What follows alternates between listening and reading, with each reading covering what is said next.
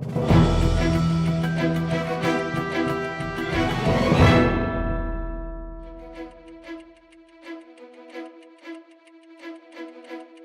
right, welcome back. Again, my name is Michael Alden, and we are here at Blue Vase Studios.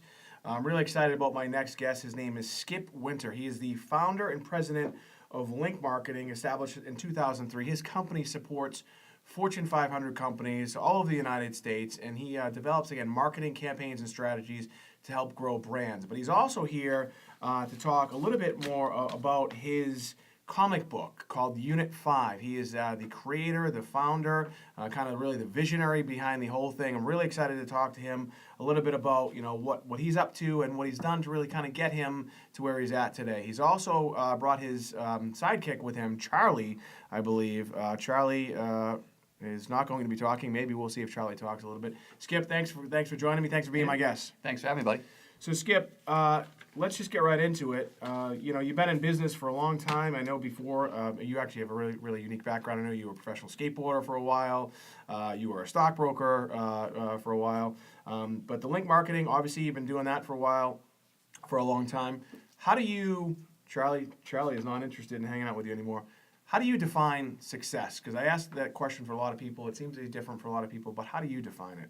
Well, for me, I think success of a brand is building a brand that's in demand, Okay. that consumers want to buy, they want to get behind. Not only do they want to buy it, but they want to live it, so it becomes part of their lifestyle. Sure. Because that's what my original Link Marketing is a lifestyle. Originally started as a lifestyle marketing brand. We started with skateboarding, surfing, all those kind of anything that evoked a lifestyle. So for me, it would be building the brand that people people want to live 24/7. Sure. And that's what I've found out about the comic book world is that these comic book fans are rabid fans, and they enjoy that lifestyle 24/7. Sure. So you want to call it geek world, whatever you want to call it, but they live it. Fanatical. Absolutely fanatical. Right. Yeah, that's interesting. Now, again, you've been in business for a long time. You've done a lot of different things. But for Unit 5 specifically, what has been your biggest professional obstacle, and how did you overcome it? I think the biggest professional obstacles, I'd worked with many brands. A lot in the car industry. Helped launch Scion. Helped launch Toyota Tundra. I've done some work with Skull Candy. Sure. So it was a very different animal and a very different culture. And I knew about those other cultures going in and creating a brand around it. But this one I had to kind of learn the culture. And I was always been into comic books, but I can't draw. Sure.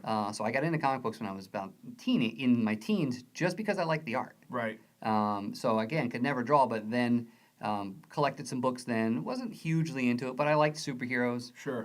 But I think learning and understanding what that consumer, who that profile was, what they wanted, and that was probably the toughest part. And then the next piece would be, obviously, I can write, but understanding and that's the end product is, hey, what do they want to read? What's style? And that's it took us, the better part of 2.5 years just to figure that out. Sure. Because I wrote 3 issues. Right. They were well received, but not as well received as I would have thought. Okay. And then what happened was I wrote those 3 books with the premise based on 9/11. Kevin Smith, who's the comic book guru right now, he's the guy. Made some recommendations, and we did what was called a reboot. Changed things up. Sure. I think I was off the mark. Okay. So I learned from every issue, got better. But then I really, I took some advice from somebody who really knew what he was doing. Sure. Changed it up, and that was the game changer. I guess I think initially ego gets in the way. You think you know everything. Right. And if you're an entrepreneur, you got to have some sort of ego. It's just Right. the way it is. I mean, you know me. But I think that was, the big game changer for me was really listening to somebody who knew that market much better than I did. And then we, kind of off to the races from there. Yeah, I mean, your growth has really taken off, and so do you attribute that really to understanding and really learning who your market is? I mean, is that what we're talking about? That's it. Right. That's it. Understanding that and delivering a product that they really want. Because I was kind of writing something originally that I wanted. Right. And the backstory was great, but it was the other. For example, when I first wrote the initial 3, there was no story arc. So there was no underlying theme that went through all the books. Sure. And basically, I was writing called a 30-minute cartoon, Charlie's going to ram me.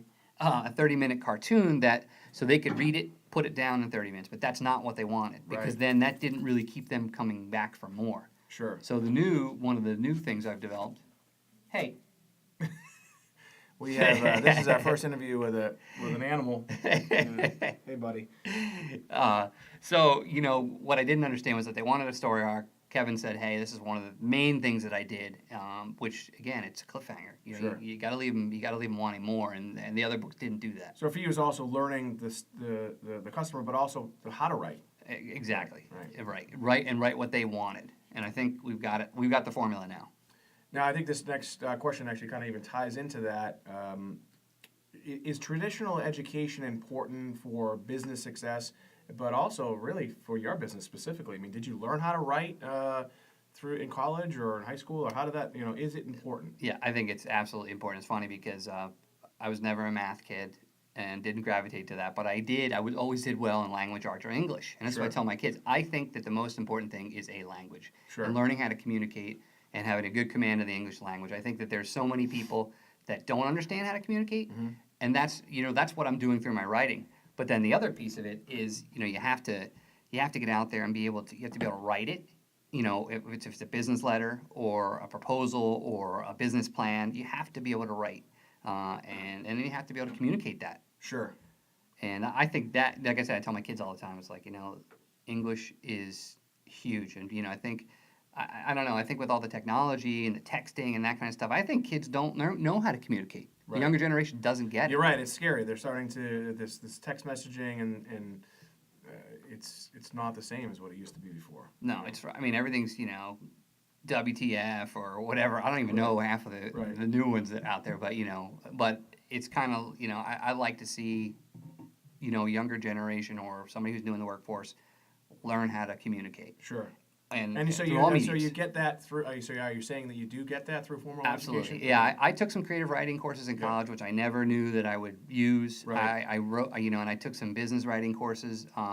It all tied in, and I guess it turns out in combination with my I have a political science degree. Right. That was a lot of writing, a lot of reading. Right. But in combination with my ADD, I can write a comic book. That's pretty funny. Now, we talk about marketing. We've had some other entrepreneurs that own marketing companies. You obviously own a marketing company. Yeah. But for Unit 5 specifically, what has been the most effective form of marketing for Unit 5 that has really kind of helped you expand the brand of Unit 5? I think it's this right here. It's the personal. It's the getting in the face of the consumer. Sure. I think that's one of the things that makes Unit 5 different is that I'm a marketing guy. Right. I go to a Comic-Con and I talk to people. I talk to every person. I shake Right. their hand. I look them in the eye. I'm a real person. A lot of the guys that are kind of in this world are very different from me. They're not marketing guys. Right. They're typically hyper creative, Right. and they're not very social. I think Charlie wants to sit with me. So I think that's the key. It's just getting out there. Comic-Cons are the big. Hey, Charlie with me. Nice. So for you, it's showing people that you're real Absolutely. and communicating with them. Right. Right. Exactly. And the comic book conventions are I think that's the key for us. It's for those that don't know, it's a pop culture Right. trade show. That's Right. really all it is. But like I said, if you walked around, where I also make where we look different or we are different is that most of these guys will sit in a place called Artist Alley. Mm-hmm. Artist Alley is where all the comic book artists and nerds will congregate. I put my booth with everyone else, Mhm. which is the retailers selling, T-shirts and everything Right. else. And because of that, I think that Get more traffic. you get a lot more traffic, Right. and people will, if you seek out an artist, you have to go to Artist Alley, and that's Right. for certain people. But I see everybody. Right. This is good. But yeah, so I see everybody putting us with the retailers, and that gives us, it just gives us an advantage, and all that for me is marketing. I pick my trade show booth very specifically, Right. Because of that. It's interesting you say that because we go to a lot of trade shows for our industry, and we've been going to them for years. And sometimes I feel like I don't want to go anymore. But for us too, when you go, you're able to network with people, right? You're able Absolutely. to meet people, and Yeah. it's interesting the way you're approaching it is you're going. you're putting your booth in a very specific area for looking for a very specific outcome. Yeah, I mean, I Yeah. think, my book is, if you read the book, it's very mainstream. Right. It's very ethnically diverse. Yeah. The people are normal people. Yeah. So I think that there's a lot of marketing that's gone into this book. Most of those other books are just some guy who was, I don't know, having a couple drinks or whatever, and he Right. comes up with a crazy idea, and that's what it is. But this book originally was a promotion. Right. It had, like I said, every piece of this book was originally marketing. Right. It's gone more. I think it's gotten more creative. That's why it's gotten better. Right. Because it was very rigid. We did the promotion for Scion. That's how it was originally. That. All right, Charlie is back. That's how we originally created the book, the promotion. Then it's gone now from. We've got some great advice. I've learned the industry a little better. And I think it's more about the story and the Sure. creative piece, which I think was probably lacking in the beginning. Well, at the end of the day, too, for any product or any brand, whatever market you're talking about, it is about marketing, and you have to be able to get it out there to sell it to people and introduce it Right. to people. So if you're not marketing, then you're probably doing something wrong, Right. right? Exactly, and we do that it's a brand. We're a brand. That's what Right. we're building. We're building a Sure. brand. Right. It doesn't matter if it's comic book or whatever, but you build a brand, and I Right. know how to do that. Now, again, you've been in business for a long time, and you're obviously growing this business. What do you do outside of the business world to handle stress? Because, again, I've talked about it before. Within the entrepreneur world, they have a very high level of stress, anxiety, depression, and you can keep going. What do you do outside of this to handle stress? No, I go to the gym, Okay. and Yeah. I'm in the gym 6 days a week. If I Right. don't go to the gym, I'm very regimented. I guess I'm obsessive compulsive Right. with everything, and I think Right. a lot of entrepreneurs are. Right. But yeah, the gym and eating healthy is Yeah. part of my deal, and I coach football. Sure. I'm into my kids' sports. Right. I'm into sports. Period. I mean, Right. if you come to my house, I'm not gonna be like a normal comic book guy. I'm not watching. I'm not watching it. I'm watching ESPN. Right. So I mean, that's kind of my deal. But Right. I stay active. Yeah. That's the key. I mean, nothing, no secret, but just eating healthy and being healthy. It makes a lot of sense. Finish the sentence for me. If my company lacks blank, then we will not succeed. For us, it'd be capital. And I think Right. that a lot. That's like everybody else. But I had another business that was a great concept, and I went in underfunded, and that ended up being the demise of the company. Right. I think you have to be capitalized well. Sure. I mean, you have to, and for me, and from everyone that's told us, is this product has feature film franchise all written all over it. Right. If I can get the capital, we can do everything I need to do. And Right. marketing costs money. Sure. You can't, it's like everyone wants to start a t-shirt company. Well, guess Right. what? It costs you $1 million to start a t-shirt company. Right. A real If t-shirt you company. want to do it the right way. Absolutely. Right, You right. know, and I'm kind of, at the stage in my career that I don't want to do anything that's not done right. Right. So, that's the key. I think for any new business is to, be well capitalized, No, not underfunded. I agree. I've had a business before fail as a result of that, and I think a lot of people underestimate that. There's a lot of great ideas out there. Yeah. But at the end of the day, if you can't come up with the money, in fact, we just interviewed someone recently who said, he started a business and it's a marketing company and he got these huge POs and he didn't have the capital. He was able to overcome it. He was able to actually get some private financing. But yeah, at the end of the day, you're right. If you don't have the proper amount of money to get you through to the next level, you're right. Things can go wrong. So. Absolutely. For young people out there, what sort of advice can you give them on how to grow professionally, whether they're in their workforce, whether they're an entrepreneur, whether they're looking to get to the next level? What advice would you give them? I think you have to have a plan, and I think you have to write out that plan. The number one thing in that plan, I think, would be to set goals. I think you have to set goals. You have to monitor where you are with those goals, and you can't just do it, from the hip. You gotta have that plan. Stick to the plan. Sure. And I think it's also being persistent. You Right. have to be. I think that's where I think both of us same thing. You can't. And everyone says never don't quit, but I don't think people know what don't quit means. Right. It means that I can have the most horrible day, but you know what? I'll go home and I'll write all night if I Right. have to. Right. And I think it's you have to psychologically train yourself to be prepared for disappointment. Right. And how do you deal with that? Right. That's part of the plan. I mean, it's the training. Charlie's driving me crazy. You're gonna get down now.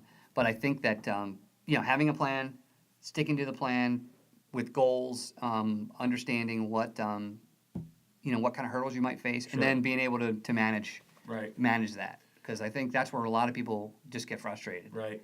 And if you're an entrepreneur, you can't. I There's think no you're right. I mean, you get to a level or a point where you're having a bad day and you just want to give up. But if you truly want to be successful, you have to, like you said, you have to train your mind to be able to Absolutely. overcome with that and deal with that. Absolutely, and that's why I think there's not that Right. many entrepreneurs around. And why I Right. think businesses fail because people get frustrated. Right. And I think you have to be resourceful. I mean, we've been up against it a number of times, and we've talked Right. about it. But you have to find a way. Sure. And I think if you find a way, it's kind of like any brand or business. You need staying power. Sure. If you have a good product and you know that product's good, you're committed to it. You're willing to do whatever it takes. Right. And obviously, like I said, the planning is a big part of it.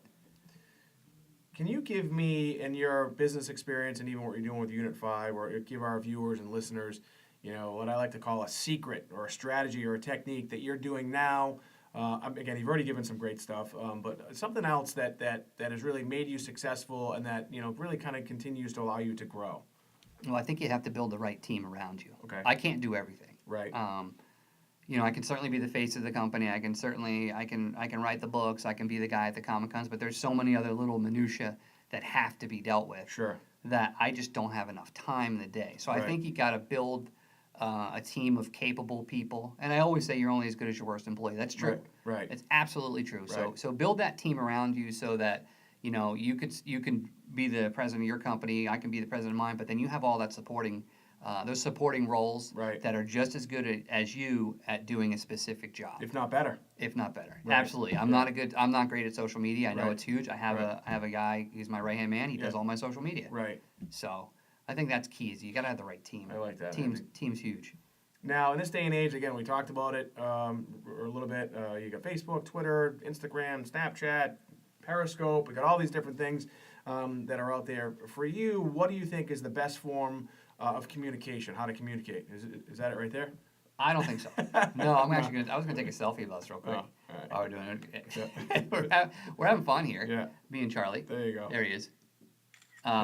No, I don't think it. I think that. You is- just showed you totally have ADD right there. Oh, yeah. Anyway, so keep going. So I did. Yeah.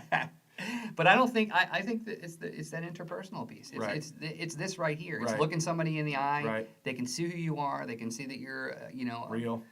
that Right. you're an honest person. That that you're hardworking. You don't see that over social media. You see I think I love social media to amplify those things. Like I certainly use it to promote myself in the book.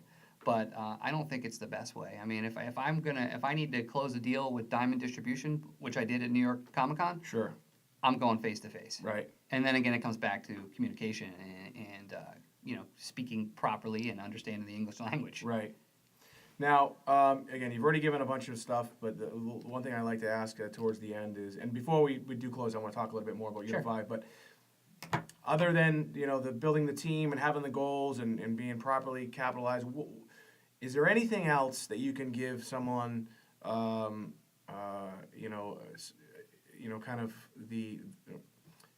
of give them a roadmap, so to speak, on what to do? I mean, is there anything else you say, this is what you need to do in order to really be successful? I mean, we talked about a plan, we talked about goals, we talked about having a team. Is there anything else you can think of real quick off the top of your head? I mean, I just think you have to, going back to it, it's having a plan. Okay. So many people go into business that don't have a plan. They have Right. a great idea with no plan. Right. You have to have the plan. Sure. And I don't think, when I first created Unit 5, I didn't really have a plan. Right. I had the great concept and product, but no plan, and I think you're set up for failure if you don't have a plan. It And sounds if like you your don't plan write it down. evolved too. Right. That's another thing too. I think a lot of people, having a plan or having a goal are good things, but also understanding, someone else once said to me, the understanding that your plan and your goals can change, and that's okay, Absolutely. right? As Oh, long yeah. as you're able to modify and adapt, right? Exactly. And I think that again, to me, anybody new in business, it's about the plan, Sure. and you have to follow it, and you have to, like you said, adjust. Right. And but in order to adjust, you got to really pay attention to what the goal is. What is Right. the goal? And then if I'm off course, how do I fix that? And I think the other things I learned is listen to other people, listen to other entrepreneurs. Right. You may not know much about the comic book, but you sure as hell have given me some great advice from Right. time to time. So I think you have to, it's funny because when I was a young stockbroker, I used to remember going into these, we'd have meetings and mutual fund wholesalers would come in, And after a while, there's so many of them, you go, I'm not going anymore. But my mentor at the time was like, hey, listen, go in there. If you get one thing out of it, you're good. Right. You don't have to buy into everything he's saying, but if you learn one thing from him, whether Right. it's based on his presentation or the product he's selling, you can learn something. Sure. And I think that's the other piece is learn, don't have a huge ego so that you can't learn from somebody else. Right. And I I'm like that. I'm old now, so Yeah. I'm kind of, Look. eventually the ego simmers down and Right. you learn. Learn from others. Absolutely. I agree with you 100%. So again, we're here. We're talking about, this is it right here. This is Unit 5. For those of the one viewer, by the way, thank you for whoever you are. It's probably someone here in the company. This is what we're talking about here. This is Unit 5. There's a couple. What issues are these? That's issue 1 and 2 rebooted. Issue 1 and 2 rebooted. Tell us real quickly. I know it has a 9/11 theme to it. Tell us a little bit about it and how can people get it? It's 5 characters all connected to 9/11, and they either lost a family member, injured personally in the attacks. And Unit 5 is an anti-terror task force Okay. based in New York City. So we have a huge fan base in New York City because of that. Right. It actually is one of the only cause-related comic books in the world. We've donated back to first responders, the Sure. FDNY, and launched it in 2012. And after 3 initial tries, we've gotten it right. These last 2 issues are distributed globally. If they want to get it, we do have it on our website, which Sure. is unit5comic.com. Okay. But the best way for us is to have anybody who wants it to go to their local comic book shop and, Sure. and say, hey, Unit 5 is it's called Diamond Distribution. It's Sure. the only distributor in the world. Tell them that it's in Diamond Previews, and then they can order it through them. Right. I mean, not that I believe in selling through our own website, but I'd Sure. rather go through the stores because Right. the retailers are the key for us. Is that where people are really still going to stores to buy this stuff? They're not getting Oh, it yeah. online. Is that where it's Yeah, happening? we have digital. You can Yeah. you can actually get it on Comixology. It's Yeah. COMIXology. Yeah, okay. You can get it there. Yeah. But I really feel like the old school comic book, hardcore comic book guys, they have what's Right. called their pull sheet. So every Wednesday they go and they subscribe to whatever the books they are, Right. and they like to collect them. They like to feel the touch and feel of the book. So, Right. But maybe the new school kids are doing Because more you see, digital. books are obviously, I was talking to my daughter about it. I said, "You see that, honey? It's a library. Someday they might not exist anymore." But Yeah. do you still think that this is really what people are interested in, the physical copy? I do. I mean, I think it's cool. I mean, Yeah. that's why I don't know. For me, the to be able to touch and feel art Right. is different than if I Here it is right here. Right. if I go and I buy it digitally. It just doesn't have the same. I don't know. Even if you read it on a Kindle or an iPad, I'd rather leaf through it myself. Right. I agree with you. I'm kind of I do both. I have I read stuff on my iPad and I also have the physical books. I like both. What I like about the digital copies of books is I can click on a word that I don't understand and they can define it for me. That's the one thing Yeah. I love. That's You true. know? Well, you won't find that in that book. My writing's very simple. All right. It's very different. I think there's a lot of comic book artists out there now that they would love for you to know how intelligent they are. Right. I'm not that intelligent, Sure. but I can tell a good story. Right. So I keep it simple, and I think that's why our followers they can get through my book in 15 minutes and put it down and be like, oh, that was cool. Right. Not have to think about everything that went on. They Right. can kind of piece it together as they're reading, and then it's more relaxing, I think. Wonderful. Well, again, Skip Winter, thanks Hey, for man. being my guest. Skip Thanks, Winter, dude. the owner, founder, and author of Unit 5. You can find him at Unit 5. Facebook.com/Unit5Comic is the best. And also the website again? Unit5Comic.com. Unit5comic.com. Again, my name is Michael Alden, and thank you for listening. Thank you for tuning in on Periscope. We're going to be doing this a lot more, folks. We're going to be interviewing, real people, doing real things, making real money, not, these pie-in-the-sky people that aren't really doing things that maybe they've already done it years ago. I want to talk to people that are out there, that are working hard, that are scraping, and that are continuing to grow their business, because I believe that the information that they're learning right now, you can learn from. So again, my name is Michael Alden. We're here in Blue Vase Studios, and thanks for listening. Awesome.